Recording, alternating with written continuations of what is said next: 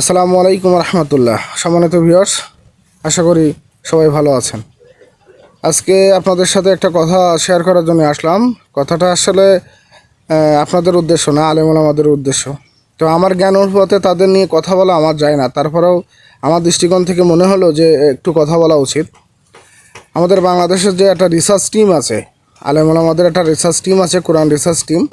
এই কোরআন রিসার্চ টিমের ফিডব্যাক আসলে কী, আসলে আদৌ কোনো ফিডব্যাক আছে কিনা। কিন্তু আসলে নাম যেটা কোরআন রিসার্চ, আসলে সেটা তো বিশাল বিশাল এক অর্থবহ একটা নাম, যার গুরুত্ব অনেক বেশি।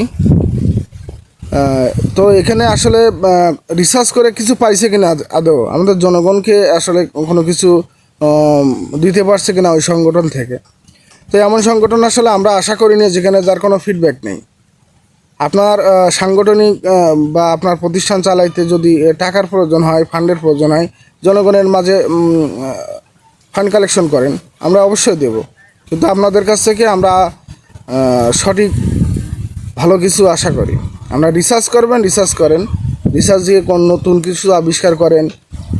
আপনারা ওই শুধুমাত্র মুখে বয়ান দিয়েন না যে অমুক বৈজ্ঞানিক এটা করছে, এটা কোরআন রিসার্চ করে। আরে ভাই, আপনি তো রিসার্চ টিমের সদস্য, আপনি কি করছেন? আপনি একটা কিছু কিছু করে দেখান, আমাদের জন্য কিছু করেন।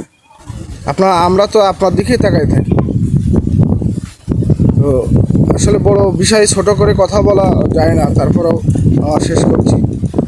আমার কথা আসলে চিন্তা ভাবনা করবেন। আসলে আমি রাগানোর জন্য বা ছোট করার জন্য কোনো কথা বলি না।